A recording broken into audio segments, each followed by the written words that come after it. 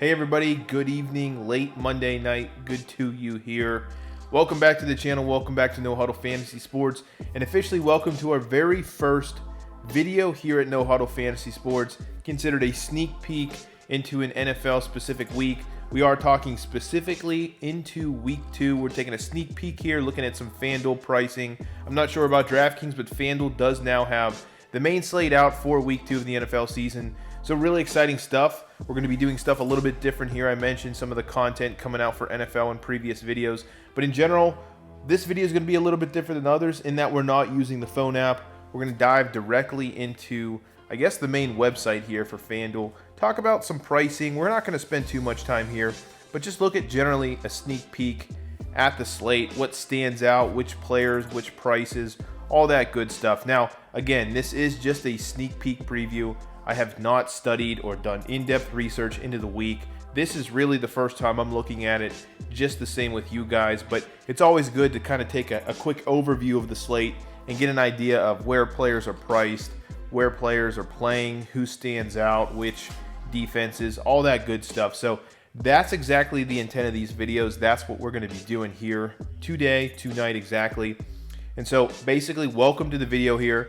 It is Monday night. I'm watching Monday Night Football. Glorious 2 games on a Monday night here. The second game on right now, Pittsburgh Steelers playing at the Giants in the first one. Steelers, of course, winning. James Conner got hurt. If you didn't expect that, well, you basically have never watched or been a part of fantasy football. So not a lot of exciting stuff coming out of that game. We are in the second game, as I mentioned here, watching Tennessee playing at Denver.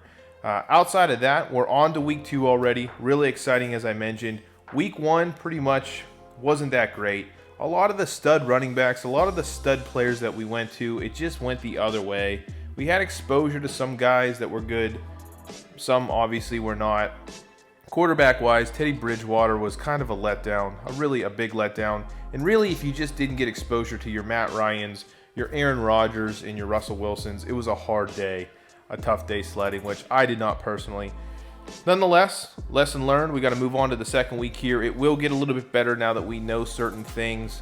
But as I mentioned, let's jump into the FanDuel app here and let's take a sneak peek preview at this upcoming week. So we'll just click into the contest here, the $1 million contest. You can see here some of the things I did want to mention specifically. I did kind of run down, I will say, the matchups. I haven't looked at pricing or anything yet.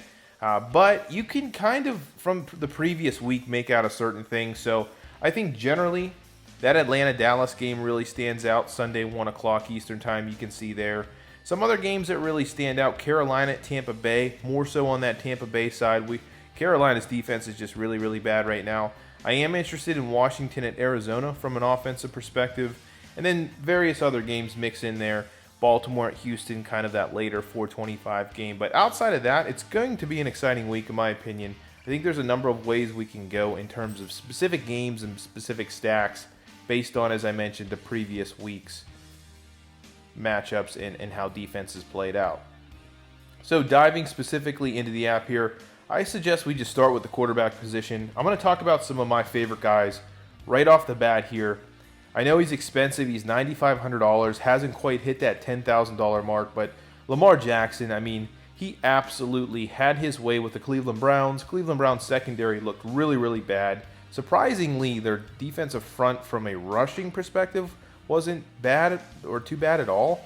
But their secondary, Cleveland secondary, looked really, really bad. Unfortunately, they play on Thursday night against Cincy, so can't really take advantage of any notes from that game, at least for this main slate here. But Lamar Jackson playing in Houston, you saw kind of Pat Mahomes tear up Houston through the air.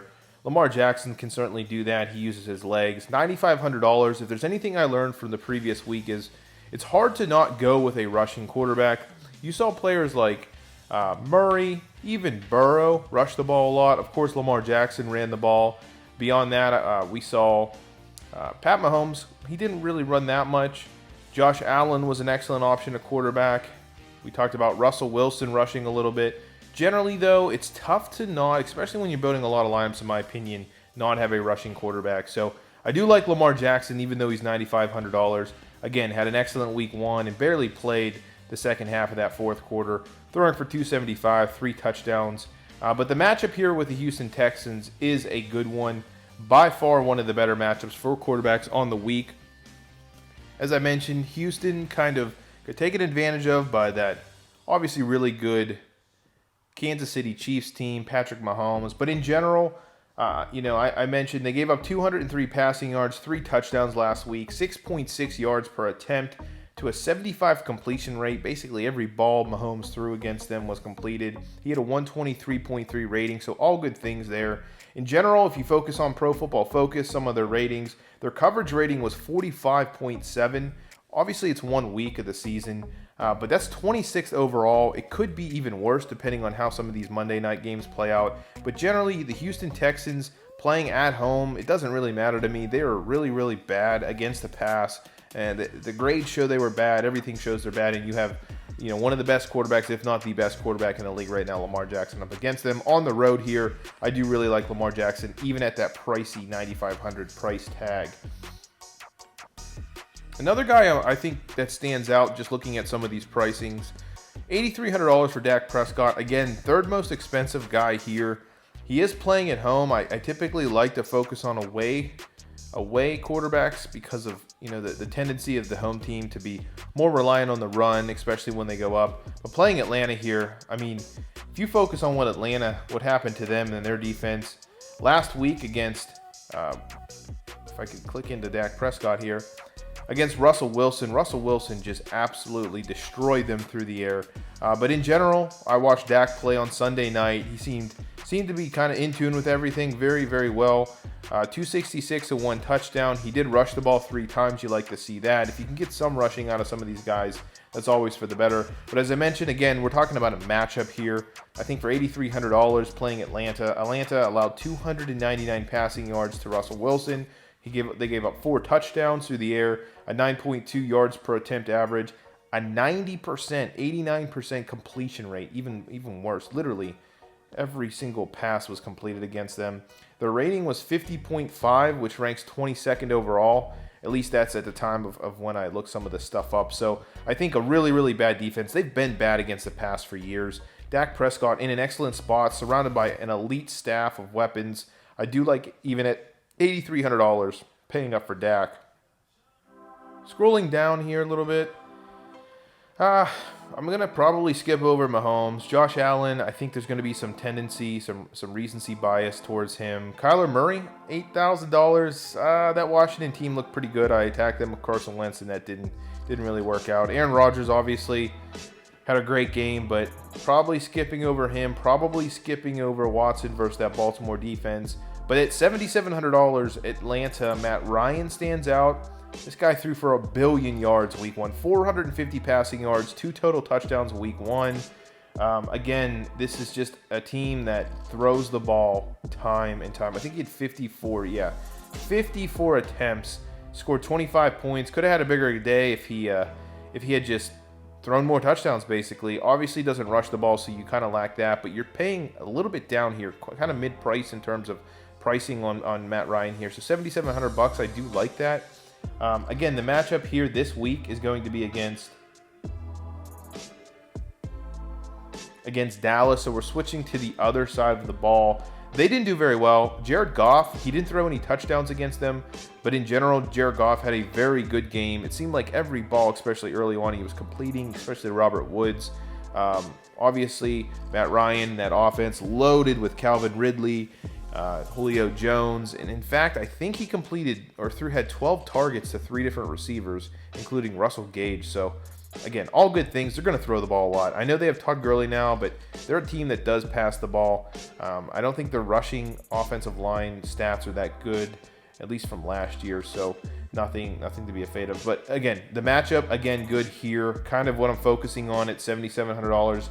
The Pro Football Focus rated the Dallas Cowboys as a 49.1 grade as a secondary coverage. That's 24th overall, so not very good. Kind of even lower some of the teams I already mentioned. And you saw them last week Give up, as I mentioned, Sunday night versus the Rams against Jared Goff. They gave up 269 passing yards, no touchdowns, 8.9 yards per attempt, a 65% completion rate, and a solid 79.4 rating. Again, if you threw touchdowns, we have a much different line there, but it just seemed way too easy. They lost some guys on their defensive side too in terms of injury. Right under him, interesting at least early on, at $7,600 was Tom Brady. He seemed to have a bad game, so he threw for 239 and 3 touchdowns against New Orleans, week 1, on the road. Kind of a letdown in the dome there. 2 touchdowns. He did throw a couple picks there, not very good. Obviously not a guy that runs the ball. Did okay, though, and I'm not even talking from a fantasy perspective, but if you focus on Pro Football Focus and their grading system, as a quarterback, I think he was maybe 6th, if not top 5 overall for quarterbacks in week 1. So not as bad of a start as people are making it out to be. They're overreacting to week 1. That always happens, of course. But the matchup here is cake against Carolina. So he's coming home. He's facing, I would say, the worst defense in all of the NFL on any front, whether it's rushing or coverage. But in general, they gave up 239 yards week 1, 1 passing touchdown, 8 yards per attempt, and a 73% completion rate, equaling out to a 107.5 rating. That was week 1, the Carolina Panthers against Derek Carr and the Las Vegas Raiders. And I'm not too high on Derek Carr, so I think if Derek Carr can certainly put up decent numbers, a 107 rating, then Tom Brady's in a good spot at $7,600 here. Again, I like the pricing. I'm not really at this moment interested in much below that. There are some possible attractive options. Got to go with your man Gardner Minshew here. Just an excellent person. I mean, he's awesome. But outside of that, at this early stage, I am not too interested in much other than that $7,600 and up range. Again, I think Lamar Jackson, Dak Prescott, excellent matchups. Come down a little bit here. Matt Ryan and Tom Brady stand out for my quarterbacks, at least early on. Again, we're talking, this is a sneak peek. Things will change. Vegas lines will change. We'll see certain things develop throughout the week. But now, this early on, those are guys that stand out to me. So let's throw a guy in here. Let's go with Matt Ryan at $7,700. I think that is a decent, safe play. Switching over to running back. Again, always safe to stick towards the top here, Christian McCaffrey. Ridiculous price at $10,500, but miraculously, he still gets it done. He did it week 1, and it seemed like it was him and Teddy Bridgewater. I mean, that Teddy Bridgewater Carolina team is so bad. Their defense is so bad. He had 2 rushing touchdowns, had 96 rushing yards on 23 attempts. He only had 4 targets for 38 yards with 3 catches. So kind of disappointing from the receiving end, but still finding that end zone. I saw a stat today. I think he played 97% of the snaps. There is not a single player, wide receiver, running back, outside of quarterbacks, that is equaling that type of playing. You can't pass that up. So always, if you can fit Christian McCaffrey, I don't care who he's facing, I think it's a good spot. Saquon Barkley looked really bad versus Steelers. I don't know if it's that line or if it's the defense of the Steelers. Either way, not really interested in there. Not really interested in Cook, but I am interested in Ezekiel Elliott at home. Again, if you're not playing Dak, I wouldn't stack both these guys together. $8,600, a little pricey here, but Elliott in a good spot, in my opinion, playing for Dallas at home this week against the Falcons. Falcons rushing D, again, not a very good defense in general, but certainly it stands out here at home. Will likely be a favorite. He looked really good. I mean, excellent versus the Rams. Rams have a decent defense too, so not at all afraid to play him against most any opponent. But I think it does stand out today at $8,600. I will say the Dallas Cowboys grade out as the best run grade. That's mostly because of Elliott, of course. At 83.7, that's first overall. Meanwhile, their run blocking grade was 23rd in the league at 55.8. Now, I think that gets better. Dallas Cowboys have a great offensive line, so that should improve. But it just shows you how good Elliott is, even on days when the offensive line is bad. Now, in terms of Atlanta, their rush defense was 51.7, graded out by Pro Football Focus. That's 15th overall, so very average. Again, not very good. They were ranked 20th in 2019 in terms of a rush D, 20th overall, meaning number 1 is the best, 32 is the worst. So a good spot here. Playing at home, again, should be a favorite. I do like Elliott as an expensive back standing out. Moving on down, Derrick Henry has to be, I guess he is in a good spot here, but $8,300, I'm just not doing that yet. Edwards-Helaire was excellent. He looks like the real deal for Kansas City. I just don't know if I'm going to play him on the road here for Kansas City against the Chargers at $8,000. But Aaron Jones, another guy, again, you can kind of see the theme here. Dallas at home, Ezekiel Elliott. Aaron Jones playing at home. He did only get about 60% of the snap count, which is a little concerning, but they did kind of blow out Minnesota week 1. I think even Aaron Rodgers came out of that game. So Williams got some extra carries towards the end of the game. But I do like Aaron Jones. Not really at all now afraid of kind of that backup drafted running back situation. It seems like Aaron Jones is that lead dog, and very well should be, and he may be getting paid soon because of how excellent he really is. But anyway, Green Bay playing at home versus Detroit should be a favorite. $7,700, you're saving a couple bucks off the more expensive guys. As I mentioned, he was good against Minnesota week 1, 16 rushes for 66 yards, a touchdown. He had 6 targets. You like to see that. Only 10 receiving yards on 4 catches, but I'll take 5+ targets for a running back any day. So you're talking, 20, 22 opportunities. That's excellent, in my opinion, for a running back at $7,700. Playing at home should be a favorite, as I mentioned, against Detroit. In addition to that, Green Bay's offensive line week 1 graded out very, very well in terms of a run blocking grade from Pro Football Focus. That's at 85.7. That was second overall in all of NFL, or all the teams, at least up till Monday night. Now, his run grade in general was not the best. It was 13th overall at 63.8. But in general, I think it's just a good situation versus this Detroit team. Now, Detroit is ranked 12th overall in terms of their first week 1 rushing defensive grade. That's 56.6. The number there is really bad in general. There weren't a lot of good teams against the rush, to be honest with you. Again, it's 1 week, but nonetheless, Detroit's team did not fare very well against the rush in week 1. Moving on down the list here, you could go David Johnson. He played a good amount of the snaps. I think it was 70+%, maybe even higher. So you like to see that. Baltimore's defense is tough, though. I don't know if I want to pay $7,200 for still kind of a question in David Johnson versus a really good defense. Although Nick Chubb and Hunt kind of had a good game against Baltimore. I just don't know how that'll play out. I'm not interested in it. Not really interested in Todd Gurley. Austin Ekeler does stand out. I think there's going to be a lot of recency bias. So if you're a tournament player, I think people are kind of going to see the stat line, which he didn't get very many catches. I think he had 1 catch on 1 or 2 targets. But he did play a ton of the snaps. I forget what the number is, but I think it's near 70%. Got 19 carries for 84 yards. Very impressive number of carries there. So you're talking 20+. I think this target number is going to go up to hopefully about 5. So you're going to get 20, 25, opportunities out of a $6,900 guy. People will be off him. He didn't score a touchdown, didn't have very many catches. I do like the opportunity here, but more importantly, it's a great matchup this week against the Kansas City Chiefs. The Chiefs in 2019 were the bottom-ranked Pro Football Focus graded off defense versus the rush, period. I mean, they were the absolute worst. And you saw it week 1. A team traveling in Houston, David Johnson, did well against them, even though he was a running back on the road, and they were trailing by a lot. So I definitely want to take running backs against Kansas City, at least early on, especially a home running back here, and that's what we have with Austin Ekeler. I do like that price. It's standing out at $6,900. James Conner, I mentioned that, got hurt, so what's surprising there? Miles Sanders is also always hurt. We'll see if he ends up playing.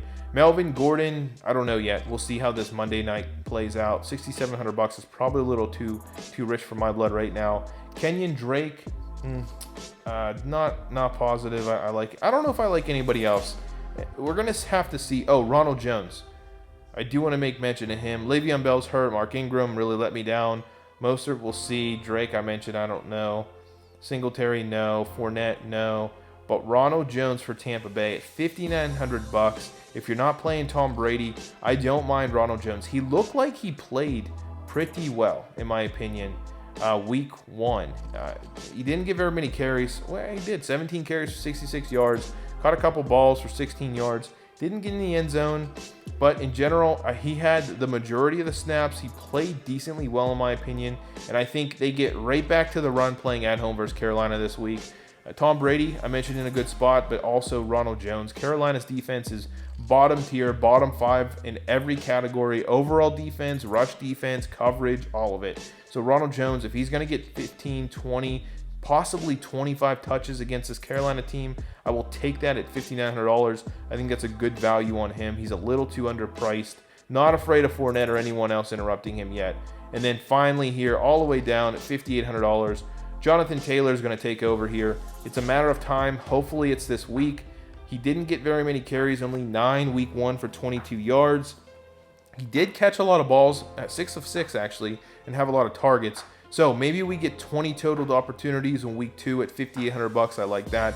The reasoning here is Marlon Mack now is down. You can see here he ruptured his Achilles. So it was a matter of time before I think Taylor took over, and now that process is a little bit sped up. Am I afraid of Hines, whatever his first name is, taking over? No. I mean, he's never done it in the past. He's always been kind of a third down back. So I think they're going to get Taylor ready. Hopefully we get 15 plus carries. Versus the Vikings that I mentioned, they didn't do very well against Aaron Jones week 1. I like Jonathan Taylor, especially at the $5,800 price tag here. No one else stands out. Maybe David Montgomery. I think after tonight, I am interested in him. $5,600. He didn't get a ton. I think he split it fairly evenly, maybe 40-40 in terms of 40% with whoever the other guy is. I'm sorry, blanking on the backup running back or the third down back. Tariq Cohen, that's it. But David Montgomery's coming off an injury. You could see this go up to 15 or 20 versus a team that kind of got gashed by Benny Snell Jr., the New York Giants, especially later in the game for the Steelers. So I don't mind that. But we're getting a little too cheap here. That's kind of where I stand, I think, with my running backs. Wide receivers, again, pair your guys up. That's kind of what I do here. I stack or double stack. But guys you want to pay up for. DeAndre Hopkins had a ridiculous amount of targets. I think he had 16 targets, 14 receptions, 151 yards, and no touchdowns. I mean, focus on targets. That's kind of what you want to do here with wide receivers. I mean, if he's going to get 12 plus targets per game in an Arizona offense that wants to move the ball downfield through the air, I like that. Now, Washington was a decent defense, and they're supposedly a better defense overall. We'll see, but still. I mean, how you going to pass up 15, 16 targets to an elite receiver? $8,300, I like that. Probably skipping over Adams. There's going to be a lot of recency bias. Julio Jones, obviously pair him with Matt Ryan. Same reasoning, I like Matt Ryan. Great matchup versus Dallas. We saw like Robert Woods and others take advantage of Dallas' secondary, their defense. I like the same here with Julio Jones. Not sure on Tyreek Hill. I'm going back to probably Godwin at this price tag, $7,800. With Tom Brady, works perfectly. Carolina's defense can't defend anything. I was a little disappointed. Really thought you could take advantage of New Orleans. They're inside slot defenders, but couldn't get it done. It's kind of a sloppy game for Tampa Bay. I think they rebound here. I do like Chris Godwin. I don't like Mike Evans. He only had a couple targets, even though he scored. I'm not really into the Thielen right now. Cooper Kupp, not the same.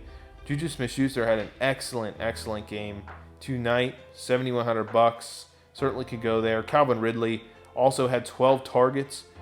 In addition to basically every other receiver for Atlanta. So he pairs well. Double stack him with Julio Jones. He did score the touchdowns. Maybe we see him more in the red zone. Julio's never been a red zone guy for some reason. Not on his fault, but just the fact they don't throw him the ball. Mari Cooper pairs very well with Dak Prescott. $7,000 is a great price on him. He had 14 targets, 10 receptions. Yeah, take that $7,000 price tag for sure on him. Coming down the list here, DJ Moore really let me down. I don't know. I'll probably go back there at $6,800. Robert Woods stands out at $6,700. He is the guy to own, in my opinion, from that Rams offense. He did have a lot of targets. He only had 8. Sorry, misspoke on that. I saw him catch a lot of balls. Maybe it's because he caught like 3 passes right when the game started. Excellent numbers, though. 105 yards. They're finding creative ways to get him the ball. I like Robert Woods the most out of all Rams receivers right now. Philadelphia, it says they're ranked really well here, but I don't think they did very well week 1 versus Washington. Not that Washington tore them up, but they lost. That's kind of it's kind of the end of that story. Coming down the list here, just some other guys. I don't know. I mean, Will Fuller had a ridiculous amount of targets, but you're facing that Baltimore team. John Brown, Terry McLaurin. Terry McLaurin at $6,500 stands out. I think versus that Arizona team, you can definitely take advantage of them through the air. Arizona is a team that does move the ball very quickly, so there's a ton of more opportunity. But $6,500, he's a guy that should be above $7,000. Just kind of trying to find value here. Jameson Crowder, $6,000. Yeah, it's a tough matchup, supposedly versus San Francisco. This guy had 13 targets, though, week 1. There was a lot of rumors that he was having an excellent camp with Darnold. Apparently that's true. 13 targets, you got to like that. 7 catches, 115 yards, and a touchdown against a pretty good Bills defense. So I don't mind him definitely at $6,000. Coming down the list a little bit more here. Not really. Oh, Kendrick Bourne. I do like attacking New York. I do like attacking the Jets generally through the air. I'm not into Jimmy Garoppolo. He didn't look very good. But Kendrick Bourne at $5,500, talking about some value. Hopefully this number comes up to maybe 8 to 10, especially versus a Jets secondary that is not very good. But in general, I think he is the receiver to own. I'm not too positive on that this early in the game, but $5,500, tough to beat that price tag. Coming down, nothing really standing out. Judy, we're watching him right now. Again, he's playing Pittsburgh. That's a difficult matchup, but at $5,300, if something's going to be out again, consider that. CeeDee Lamb. Now, I did really enjoy watching CeeDee Lamb. He's playing the slot for them. He had 6 targets, 59 yards. Not the greatest stat line in the world, but at $5,200 against a team that I'm loving Dak Prescott. I'm loving Amari Cooper. The Atlanta Falcons, you just saw a ton of offense come out of Seattle through the air. Russell Wilson had a great game. I like CeeDee Lamb. He is a freak receiver, man. And they have basically 3 number 1s on that team. I like him at 52. I think that's pretty good for receivers, at least in this lower price tag. So coming to the last position here, tight end position. What are we looking at? Well, you can pay up. George Kittle's likely going to miss the game as far as what I heard. His knee. I'm not liking any of the backups or anything like that. I'm probably just going to stick to kind of the guns here and go back to Hayden Hurst. None of these they're just too expensive for me. From what I've mentioned so far, I don't think I can fit any of those guys, to be honest with you. But Hayden Hurst at $5,700. Atlanta, sticking with Matt Ryan. You can either go Julio, Ridley, Hurst. I think those are the 3 guys you want to stick with. Gage did stand out. He had 12 targets. But first, Dallas. Dallas, again, couldn't defend anything. We could look how did Higbee face Dallas week 1. He had 4 targets, 3 catches, 40 yards. I don't know. I'm still going back to Hayden Hurst. There's a lot of talk on him. I think a lot of people will be off him after a disappointing week 1. And the only other guy... Nothing standing out here, man. Again, we're going to focus more on this as we get closer in the week. Logan Thomas for Washington versus Arizona. If you just want to pick on a team that gives up a ton of points, 2 tight ends, that could be Arizona here. But 8 targets, 4 receptions, 37 yards, and a touchdown. So looking at him near the end zone there, Dwayne Haskins must be doing that. I don't mind him. I mean, at $4,700, hopefully you get another 8 targets. Again, Arizona is very susceptible to tight ends. Have given up a ton of points in 2019. They should continue to do that this year. Nothing's really changed on that defensive front there. Not necessarily front, but their ability to guard tight ends, in my opinion. So Logan Thomas stands out, but that's about it. Let's quickly just throw something together here. So I mentioned I'm going Matt Ryan. We'll go Hurst. And maybe because Ridley scored all the touchdowns, we will go Julio Jones, expecting him to find the end zone. We will try to fit some of the guys I mentioned here at running back. I do like Ezekiel Elliott a lot. We're going to have to come down to probably Ekeler. And then I'm going to stick with another flex running back. Come down the list again a little bit more here. We'll go Ronald Jones. Sorry, Peyton Barber. He don't play for them no more. What am I saying? What does that leave us? We still $5,600 with a defense. Let's see what receivers. We already got Julio. We already got Hurst. Some guys that stand out. We can come down to, let's go CeeDee Lamb. I like that price tag on him. Pretty cheap. Maybe we can get another 6 to 8 targets out of him. $5,200, I believe, was the price tag on him. So that helps our pricing a little bit. We have 59. If we pick a random defense here, this might help if I don't scroll over the place. Just picking a defense. Let's go with $3,500 for the Giants at Chicago. And that's going to leave us with 8,300, a solid price. We can get a decent receiver here. We can go DeAndre again. I think that might be the move. Unless we come down a little bit here and go Amari Cooper. We can upgrade Lamb. If we go Cooper, we might get Woods. No, let's just go here with... So we get 2 stud receivers. I think a stud running back, of course.